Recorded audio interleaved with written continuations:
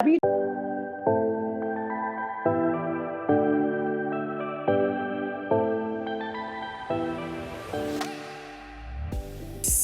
Media presents High Tech Sunday. On today's episode of High Tech Sunday, our hosts, Dr. Mark Vaughn and Lango Deen, sit down with breast and ovarian cancer research scientist Colletta Orr for a conversation on the many ways to be a scientist. Up first is Corning Incorporated's Manager of Technical Talent Pipelining, Dr. Mark Vaughn. Next is Career Communication Group's Senior Technology Editor, Lango Deen. Finally, our esteemed guest, Colletta Orr. Armed with years of research and the desire to understand and fight cancer, she is passionate about bringing awareness to women about these diseases. Along with being a trained cancer research scientist, Orr is the CEO of Colletta Orr and Associates, where she helps women get the resources and education needed early to begin life-saving conversations with their physicians. Orr is also the author of Cancer Doesn't Always Win, a comprehensive guide to beating breast and ovarian cancer, as well as the visionary of the Pink and Teal Conference. And without further delay, High Tech Sunday, featuring Dr. Mark Vaughn and Lango Deen. Thank you so much, Brandon. And let me add my welcome to everyone who has joined us for today's High Tech Sunday broadcast. It's certainly a pleasure to have you carve out the time each week to join us for what we are really excited about, being these high-tech conversations as we have the engagement with folks from all over what I'm calling the STEMosphere. And that is certainly the case today with Colletta Orr. We're going to be talking about many ways to be a scientist. I'm telling you, it's going to just blow out of the water the idea that scientists, engineers, STEMists come in just one shape or size. And so we're really looking forward to the conversation. But first, welcome, Colletta. How are you? Good afternoon. Thank you so much. I'm doing well. Awesome. Well, as I said, really excited about having you with us today. And so going to jump right in and try to get to know you a bit and to introduce you more to our listeners today. So what we do in this first segment is kind of have a conversation that tries to get at what makes you you. If you were to answer that question, what is Coletta's background? What is her passion? What is her mission? How would you respond? Okay. My mission and my background is to educate my community about breast and ovarian cancer. That's my mission. I don't know if I'm speaking a little too fast, but I lost my grandmother to ovarian cancer, and her mother to breast cancer. And that's how I developed my passion, because they didn't understand these diseases. They didn't understand. And I feel that if they would have had more knowledge, more information about these diseases, they would have been able to manage their health differently. They probably would have survived longer. So that's my passion, is to educate my community so they can understand these diseases. Wow. And so that couldn't be a more timely conversation for us to be tackling. And when you think about the personal investment, as you were sharing some of your family experience and how that informed the decision to go into biology, to pursue public health and cancer research, when did you know that you were going to be in the STEM area? Well, when my grandmother, after she passed away from ovarian cancer, I think the words that she said to me, why did all this have to happen to me? And she said, why? I wanted to figure out why. I didn't know anything about ovarian cancer. What is ovarian cancer? So at that point, I knew I wanted to study. I had to go in science. I had to understand, what these diseases were. I went to Georgetown to got in a lab, worked with a principal investigator. Started out with breast cancer. I really was more interested in ovarian cancer because I was trying to find my grandmother's why. But breast cancer took me to ovarian cancer. They just tied together. When I looked at breast cancer, it brought me directly to ovarian cancer. So that's how I knew I was going to go into STEM, because I had to figure out what this disease was, why this happened to her. And so, as you were speaking, I say to the guests often, I look for the headlines. And the headline that really jumped out at me as you were speaking about your grandmother and how it is that, in a way, you are dedicating this life's work of yours to her and to her mother and the family. The headline was The Why. You wanted to find out her why. And that's what led you down this path. The path that you're on certainly is one that could be all consuming, of course. And we don't like to talk about cancer, we don't like to talk about illness. And so, can you speak to how it is that you stay motivated as you're dealing with these really life and death kinds of issues? I think I stay motivated because I'm on the front end of cancer. You understand what I'm saying? So I'm at the bench doing the research. I'm trying to block cancers from growing. I'm trying to stop it from metastasizing. So I'm not really dealing with patients on that end of it. So I'm actually dealing with the cells, the very primary stages of cancer on a molecular level. So I think that's how it's not that daunting for me. But I have been at the bench for over 15 years. And then I decided to pursue public health because I wanted to do more in the community. So I understand the theory behind breast and ovarian cancer. I get all of that. But I need to be able to learn something that I can take to my community for them to understand, to better understand. So that's why I decided to branch off into public health. Understood. And so, as you are the scientist on the bench, you're trying to stop the disease before it actually becomes that enemy that's attacking someone that then needs to have treatments and cures. And so, I think that the idea of there being someone, to the way that you put it, on the front line is absolutely mission critical. As you think about the experiences that you've had with your own family and then this need to carry the message to the community, it sounds to me, and this is Sunday, High Tech Sunday, like a ministry, your mission. So can you say a little bit about how your own spirituality has informed this journey of yours? Yes, I can. I feel like, as being a scientist, I think even majoring in science, it has taken me in so many different directions, into the community, into people's lives that I never even imagined. You start out at the bench being very isolated. Now I have, Colletta Orr and Associates, where I actually deal with clients. I actually deal with breast cancer, ovarian cancer survivors. And what my organization do, we offer them hope. We offer them hope because we have to show them that it is life after cancer.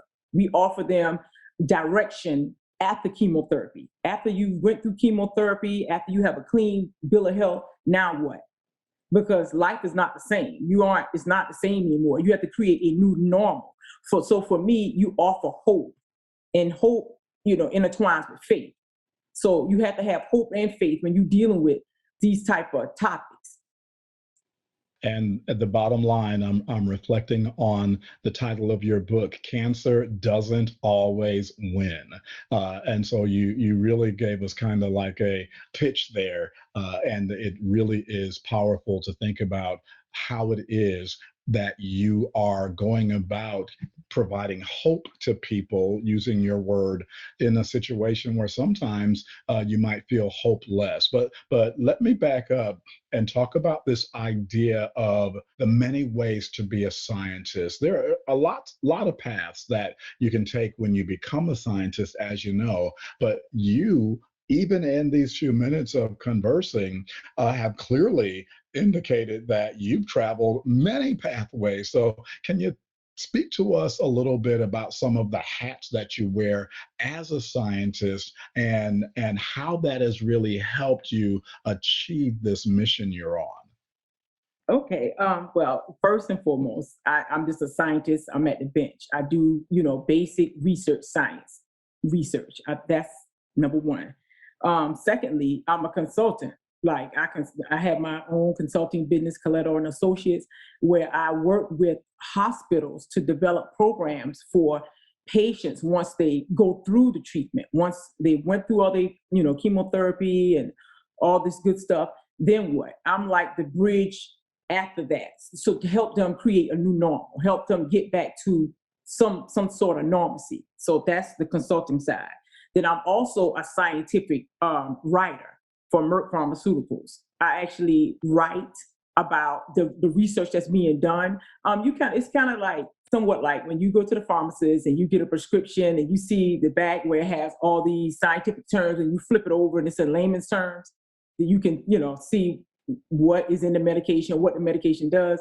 That's what I do. I translate what's being done in the lab into layman's terms so patients, clients that are non-scientists can understand the scientific language. I do that. I'm also an author. And I'm also like community liaison for a pharmaceutical company that, when we come out with new drugs, there's something they want to tap into, like an urban community, minorities, they will want me to tap into some of the heavy hitters in the community that can reach out to our citizens to get them more involved in clinical trials and, let them know that it's safe because, sometimes they don't feel that they want no parts of it. It's a trust issue. So I work on that side of science as well. So I do a whole lot in science, not just at the bench. You got that right. I was making a list of the different hats that you wear. So author, community liaison, writer, scientist, my word, educator. When you say you break it down and make all of this accessible, so you've got that educator hat on. Why is it important to you? Because it's certainly not everyone does what you do. Some people, I'm on the bench and that's all that I really am interested in. But you've got this holistic ecosystem that you touch. Why is that so important to you to be that versatile when it comes to your work? I think when a lot of times when people find out that you're a scientist, especially when you're a minority, a lot of times they want you to come. I don't care if it's at the churches, civic organizations in the community, to be able to speak to the community. People reach out to me all the time. And they would reach out to me and I would probably show up with this big PowerPoint presentation like I do when I'm at Georgetown. And when I look at the audience and they look so lost, they like, what is she talking about? And I was like, wait a minute, this is not what they want. This is not what the community needs. People want to know how they can live. How can I reduce the risk of developing breast and ovarian cancer? Or if they develop these diseases, how can I live? That's what they want to know. They don't want to know about all the molecular genetic and epidemiology stats. They're not interested. So that's when I wanted to give the community what they can use. They could not use any of that information. So that's what really turned the light bulb on for me. I mean, that is so critically important. And I think that you probably are witness to how different the response has been as you began to take that approach to what it is that you've been called upon to do in service to the community. It was interesting to learn in the prep for our conversation that your work actually has taken you overseas as you have been working with organizations all over the world. Can you talk a little bit about some of those experiences and maybe tell us if there's one in particular that's been your favorite or one that stands out in particular? Yeah, I can, for sure. I think probably the most memorable overseas trip that I had to take for work was to France. I did some work with American Hospital of Paris, and I couldn't believe it, but they had like a huge demand for the services that my consulting business was offering. You would think that Paris had all these things in place in their hospitals for their patients once they are done with treatment. What's next? It's always a what's next. You have to kind of guide them back into their lives pre-cancer, So they didn't have this. So a friend of mine that did a lot of international business was plugged me in with a physician in France. And we had been talking for a few months and they want to bring me over to develop a program for their hospital. So I developed a program for that hospital and it it went really well. They're still using that same model to this day. And the one thing I think I liked about it, in France, they're really big on leisure and work-life balance. I noticed that, like most people, the work week is like 25 to 35 hours a week. The rest is leisure. And I thought that was like, wow, this is pretty cool. I like this. So, and I was able to take my family as well. I was able to take my son and my husband. So that was a good opportunity for me. And so I was just actually going to ask you to talk to us about any differences that you experienced or observed as you were overseas working compared to how things are here domestically. And so you touched on that work-life integration being a bit different than we kind of think of it here in the United States. Were there any other differences that stood out for you as you were working overseas compared to how you have experienced things here on the stateside? It's somewhat similar. It would just be like maybe cultural differences. Like, because when I was there, I had to have someone to speak for me. Like, I had someone to go around with me and my family. So I would have somebody like a translator to be able to, so that made it a little bit tricky, but it was just the culture was a little bit different. I think the living arrangements a little bit different. Like the hotels in France, it's like if you don't get up and take a shower at a certain time, like I don't know if it's like a country thing. The hot water is going at a certain time, so it's like you got to get up early, take a shower because they don't have hot water after a certain time. I don't know why, but that's the way it was. So it was like some cultural differences and stuff. It's just like the hotels are different there than they are here. They're nice, but it's just different. Understood.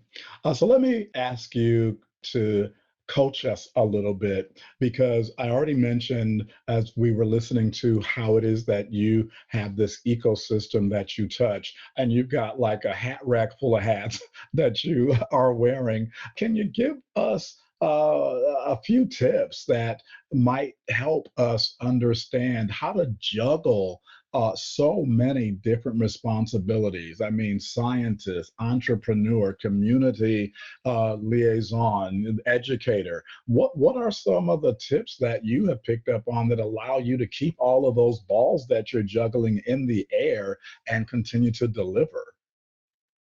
I think the biggest thing for me, I have to have a routine. I create a routine. Believe it or not, like every night I have to do like a to-do list like the night before. So I know what I have to tackle the following day. Just like today, last night I knew I had to do this show today. I prepped for it last night in advance. So when the day comes, the day can run, smoothly.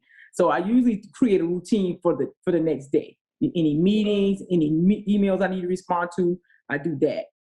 I try to set clear objectives, what goals I want to create, even down to my family goals. Even if my son has a soccer or whatever, I have to carve that out in my day. I don't book anything around when it's family time or dinner time. So and also I hire good people. You have solid, people that works with you. Trustworthy, responsible. That's pretty much what helped me keep the ball rolling.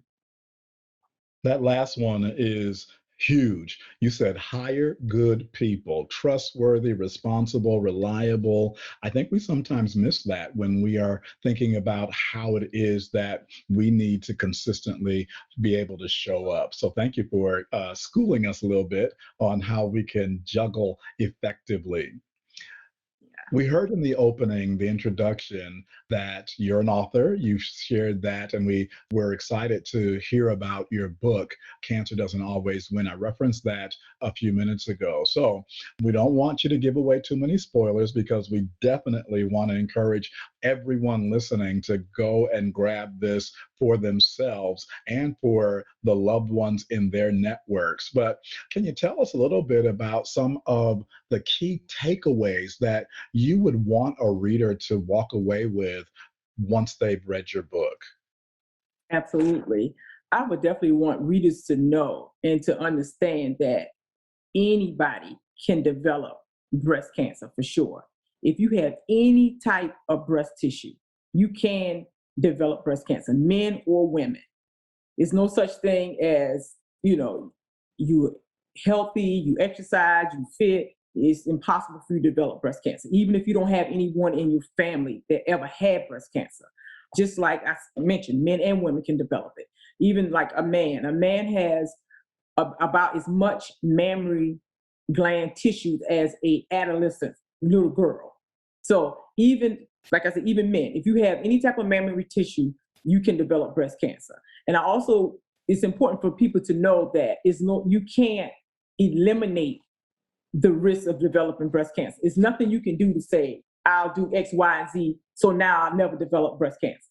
That's impossible. All we can do is reduce the risk for developing breast cancer. We can do things to reduce the risk down to a very minimum, but as long as you have breast tissue, you can always develop the disease. And also, it's good to know your family history. That's very important. That's the key to prevention. If you know your family history, if you know any history of cancer from your mom, grandmother, your aunts on your mom's side, your dad's side, if you can share that information with your primary care physician and they can have a landscape of your family medical history, they can manage your health in a different way. Because for me personally, I have breast and ovarian cancer in my family. I have heart disease, strokes, all those things. So when I have all this information in my chart for my primary care physician to look at, he manages my health in a different way. He can give me a mammogram. I can get a mammogram more often than the average person because I have a family history of breast cancer. So those things are important to know. Those are key things important to know. When you read my book, you would definitely get all that information to tell you why it's important, what steps to take, how to gather that information, and how to have that conversation with your primary care physician. This is such good stuff, so important. And certainly before we let you go, we're going to make sure we let folks know how they can get the book, but wanted to reiterate some of the messages that you just highlighted for us. Firstly, and I think that we forget this, that breast cancer is not just a female issue, that men and women can be stricken with breast cancer. And you said that in my words, you said you can't eat it away, you can't exercise it away, you can't wish it away, but you can reduce your risk.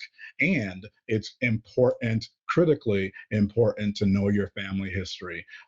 Huge insight. And I'm really excited about folks learning more as they pick up Cancer Doesn't Always Win.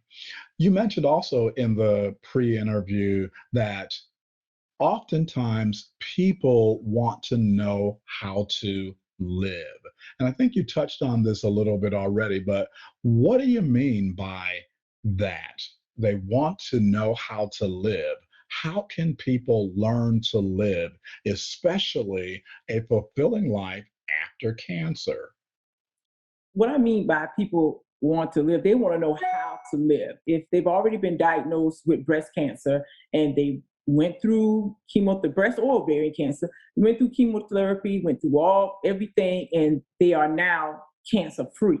They always have a fear of this cancer having a reoccurrence at some point in their life, 2 years, 5 years, 10 years down the road. So they live with this fear of having a reoccurrence. So they want to know how to live. They like I always say, they don't want to hear about all the molecular genetics. They want to know, what can I do to live? And when you're on the other side of cancer, cancer is an abstract idea until you or someone you love develops this disease such as that. So once you're on the other side of cancer, you look at life a whole different way. And I urge women to always, of course, not sounding like cliche, but you have to exercise. Don't stop getting a mammogram because you're cancer free. You still have to keep all your yearly appointments, all your scans. You have to do all those things. If you're on any type of medication or any type of regimen, you keep those things going. Don't drop the ball because you're cancer free. You never know if something could reoccur, and you want to be in front of it so you can tackle it and get it eradicated as quickly as possible if something like that was to occur. So that's what I mean by they want to know how they can live, how they have to be proactive with their health, even on the other side of cancer. even more so. Very powerful. And I think that those reminders, again, are sometimes lost on us because of the fact that we think that oftentimes cancer is the showstopper, it's the deal ender. And your work is helping folks remember that it isn't the case. And so thank you for, again, those insights. I'm going to hand off to my co-host Lango Deen for the next segment, and I'll be back for more conversation. But for now, hey Lango, how are you? Hello, Dr. Vaughn. It took me a little while to unmute myself there. Sorry about that. How are you doing today? I'm doing great. I'm really learning a lot in this conversation with Colletta Orr. So I'm happy to learn more about this career and pipeline segment that you two are about to talk about. You're listening to High Tech Sunday, featuring Dr. Mark Vaughn, Lango Deen, and our special guest, breast and ovarian cancer research scientist, Colletta Orr. The deadline for 2021 Women of Color STEM Conference nominations is quickly approaching. Stay tuned for a message from our sponsor.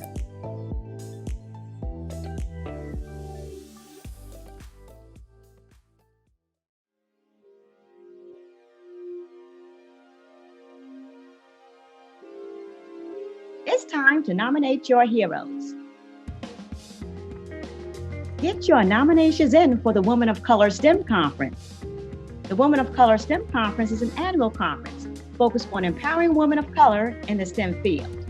The 26th annual conference will be held on October 7th through the 9th, 2021. Please visit www.ccgheroes.com for more details on our nomination process. All peer-reviewed nominations are due on April 30th, 2021. All Outstanding Achievement Award nominations are due on May 15th, 2021. Again, please visit www.ccgheroes.com for more details on our nomination process.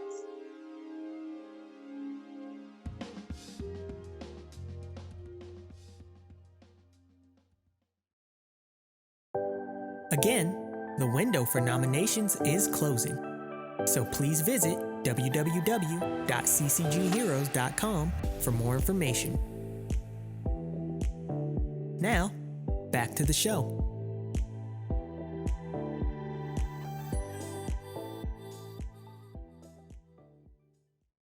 Wonderful. Well, welcome to the show, Ms. Orr. It's a real pleasure to have you on the show.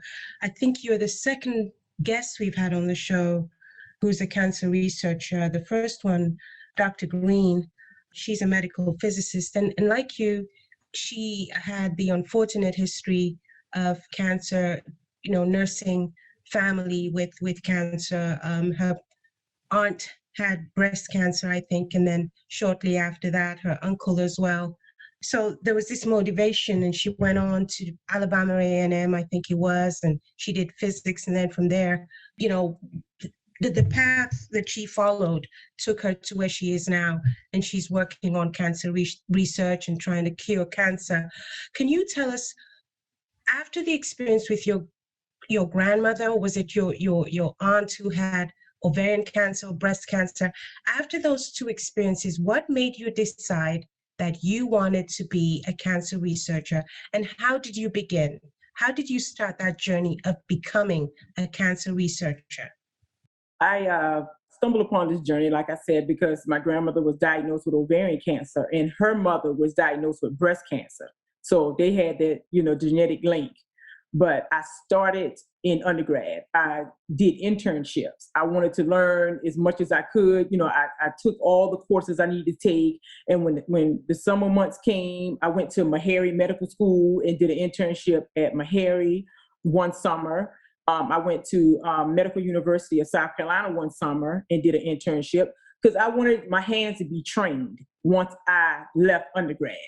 And a lot of times when you go into graduate school, they want to know if your hands are trained. Can you do these assays? Can you actually do the research, the technical side of it? So I had started really in undergrad, actually trying, getting my hands trained to actually do cancer research. At the beginning of the conversation, you talked about, that you dealt with cells on a molecular level. You talked about being a bench scientist, I think, for about 15 years. And then you talked also about people not wanting so much to get into the information about molecular and genetic information. They just want to know how to get better. But it's important also that we have people who can take care of people who have cancer, can do the research, can invest, make that personal investment, because it's a disease that affects every part of the body, and there's so many cancer clusters all over America. So how would you encourage young people to get into cancer research, to get to study biology, to study public health, so that they can make a difference like you are making now? I would urge students, of course, to definitely work hard in undergrad. And secondly, they should reach out. They should research scientists from all over. Any minority scientists that maybe look like them, reach out. Scientists are always eager when students reach out, and they love it. I mean, even when I was in undergrad, I reached out. I was urged to reach out to principal investigators from all over. That's how I got my internship. Did my research at Georgetown, as well as the National Cancer Institute. I reached out to these principal investigators on my own, and I just let them know that I had an interest in the research they were doing in their labs. They, believe it or not, these are very busy people, but they are very, I don't want to say flattered, but they like when people are interested in the work they're doing. And when they find out you are interested in, a career in science, they are eager to help. I mean, I've always been met with resources. Even if they didn't have a spot available in their lab, they would point me in the direction where someone was looking for a student that had trained hands like myself. So definitely reach out, do your research, whatever you have an interest in, even if it's cancer research. It could be, I have a good friend at the University of Maryland. He's actually a neuroscientist. He actually takes students in all the time. Students reach out to him, and he's flattered by the fact that someone is interested in the work that he's doing, and he brings students in all the time. So that's a good way to be able to get into research. Just reach out. They'll be glad to take you in. You talk about what principal investigators do, and when you were working as a PI, do you have a story that you can share? And the reason I ask that is because I watched this movie with Oprah in it, the one about Henrietta Lacks and her cells. And the principal investigators in that film, they were just so awesome. So do you have a story like that you can share? Well, I was never a principal investigator myself. I was a senior research scientist. So usually principal investigator, they have their own lab and a whole staff. So I never held that position, but just an experience in the lab. I think my biggest aha moment for me when I was in the lab, when I was at Georgetown, I was working with some breast cancer cells. And I was working with the cells, and every time I would develop these cells up, they would always kind of like divide off into a different type of cell. They would turn into something else. And I was trying to follow genetic makeup of these cells. Long story short, they're always connected to ovarian cancer. That's how I was able to branch into ovarian cancer. And I was like, okay, it's a genetic link. And I was like all excited in the lab. And I actually went to my principal investigator. He ran over to my microscope. He was like, yes, I see it. So I was able to find that for myself. And I was able to define that, develop that, and I was able to see the genetic link. And that made me stop and think like, okay, my mom had ovarian cancer. Her mother had, breast cancer. Here's the link. I'm looking at it right under the microscope. So for me, that was my biggest aha moment. Wow, that's a great story. You talked about going to HBCUs, speaking to students that attend historically Black colleges and universities and other minority institutions. What are some of your talking points when you visit these schools? And why do students need to know these issues that are so critical right now? Well, I think a lot of times students are sometimes afraid to approach careers in science or degrees in STEM They're afraid of the science. They're afraid of the math. And I just be very transparent with them. I didn't come from a family, with a long line of highly educated parents, grandparents. I came from the South. I grew up on a dirt road.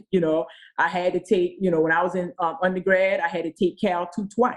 I had to have it to, graduate. It wasn't like a cakewalk for me. I had to put the work in because, you have to have at least a B or above in any of your major classes. I got a C in Cal 2, and I had to take it again, but I wasn't, and I let them know, you don't change your major. If you are driven to do something, you don't just upheaval your whole major for one class or two, or just because you hit a bump in the road. You have to fight through it. I had to get a tutor. I had to, up all night and, and all that good stuff. But, I made it through, and here I am.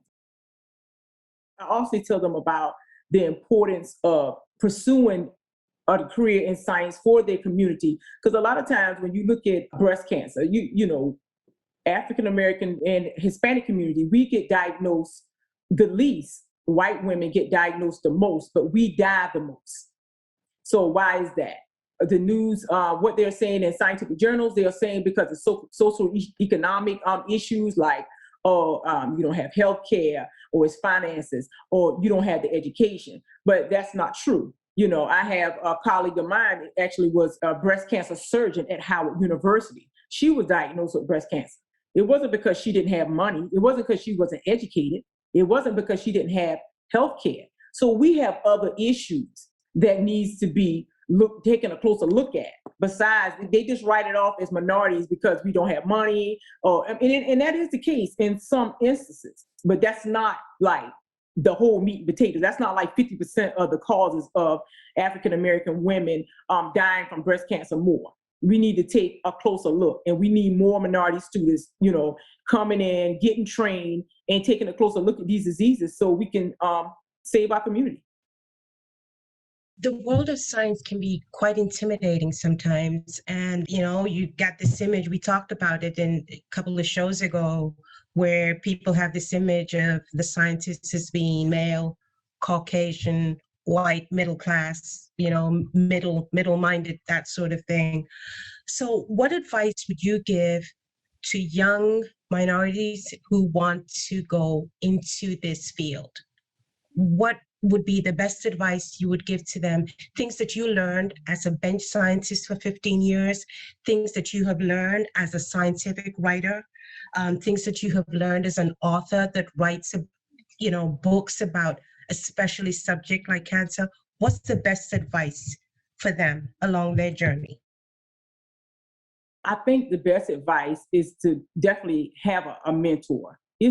I think now more so than it was when I came through, like in 2002, it's more scientists that look like me now.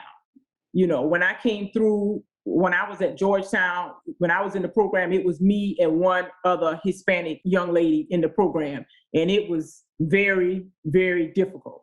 It was difficult because I think we learn differently. They communicate with us differently. I felt that we didn't have the social support that we may have needed, especially coming from HBCU. We definitely had, a lot of social support from there. And she actually graduated from Hampton University. So she had like a lot of social support. So when we went to Georgetown, it was like, they just threw you in the ocean. You just have to swim. You have to figure it out. Like if I worked on an assay and I didn't understand it, I would have to read a scientific journal, get in contact with whoever the author was, ask them what were their technique, because that's what they expect you to do. They're not going to tell you. They're not going to like hold your hand. And I think you need like a mentor. And it's more of us now. It's more African American men and women in the field of scientists. I mean, I have several friends that are scientists, and it wasn't that way when I was coming through. So I think they have more people that look like them they can reach out to for guidance. Thank you for that. This is just a little question before I turn it back to Dr. Vaughn. Do you have any professional associations that you would recommend? Because you talk about the increased number of minority scientists, but I'm sure that students who need to find them need to know where to go. So which professional associations would you recommend? I'm a part of the American Cancer Association. I'm a part of that association. You can definitely find, many minorities there. I'm also American Public Health Association. But what I recommend, you go directly to the medical schools, because you can get a direct email address. You can contact them directly. That's what I would recommend. If they was actually looking for a mentor, just find out what area they're interested in. Whatever area you're interested in working in, may it be breast, lung cancer, brain cancer, kidney, prostate, find out. Go to the medical schools, look at their programs, and it'll tell you what each physician, what they specialize in, and reach out to them. And if they can't help you, they definitely can direct you, because that's how it was for me. Even when I reached out to some institutions, they were like, "Oh, I have a friend. They have a spot in their lab. They will be glad to have you. Have your resume ready. Let them know what your interests are." They love it. They love when people are interested in their work. Fantastic. Wonderful. Thank you so very much. It's been really helpful and informative conversation. At this point, I'm going to throw it back to Dr. Vaughn. Dr. Vaughn? Thanks so much, Lango. Really, really great conversation today, and such important information, both from the career and pipeline perspective, as well as just the stories from the field have been amazing and so informative. So again, really having a great time with Colletta Orr today. And I mentioned in the prior segment that I wanted to be sure that we let folks know, reminded folks about how they can find your book. Also, if there are ways that folks can connect with you, follow you on social media, can you let us know that information? So where can we find your book, and how is it that folks can follow you on social media and even learn more about Colletta Orr and Associates? Absolutely. You definitely can purchase my book from Barnes and Nobles. You can purchase it from Target, Walmart, Books A Million, Amazon, ColettaOrr.com, and I think that's about it. I think that's all the places you can definitely get the book. And if you want to get in contact with me, you definitely can reach me through my website. It's ColettaOrr.com. I'm also on Twitter. It's Colletta Orr, altogether, CollettaOrr, as well as Instagram. It's Colletta Orr. And on Facebook, I have a Facebook page called Cancer Doesn't Always Win. So, and that's on Facebook. You can find me there as well. Awesome. Awesome. And we absolutely, again, encourage folks to check out this work. It is so mission critical. It is a topic that has touched all of us in one way or another. And so we are really grateful to have this connection. Before we wrap up, we always are encouraged and inspired by our guests as we invite them to share a word of encouragement or inspiration with the listeners. And so, would you mind taking a moment to give us some final word of encouragement as we wrap up today's conversation? Absolutely. I definitely will have a word, definitely for like students who are considering a career in STEM, just to work hard and stay humble.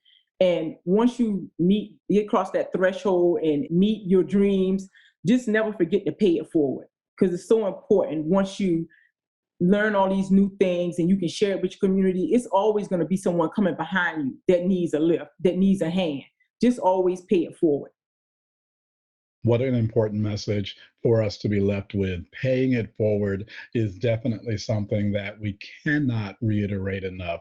Colletta Orr, we are so thankful to have had the opportunity to spend time with you today. Thank you for reminding us that there are many different ways to be a scientist, and also engaging us on this important conversation about public health and how it is that we can all be better practitioners in that sector.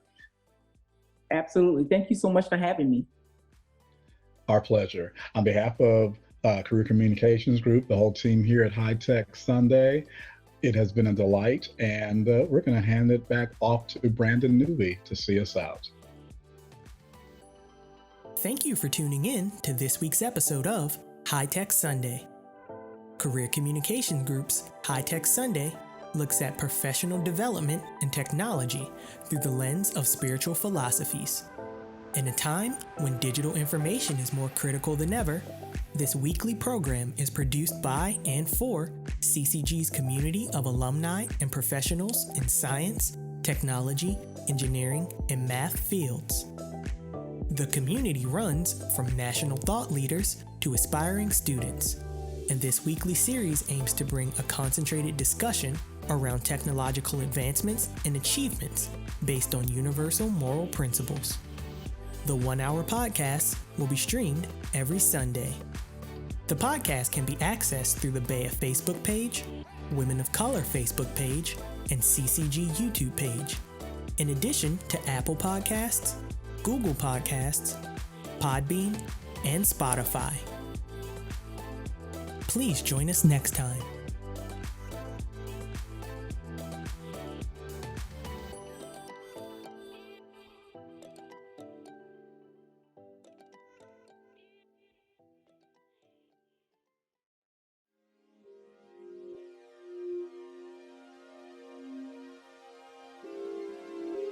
Running from October 7th through the 9th, 2021, don't miss out on the upcoming Women of Color STEM Conference. Since 1995, the Women of Color STEM Conference has been the premier forum of choice for recognizing the significant contributions by women in STEM fields. General registration opens on April 30th, 2021. Don't miss out on the opportunity to meet and learn from executives who are committed to the advancement of women in the workplace. Again, general registration opens on April 30th, 2021. We hope to see you there. Please visit www.womenofcolor.net for more information.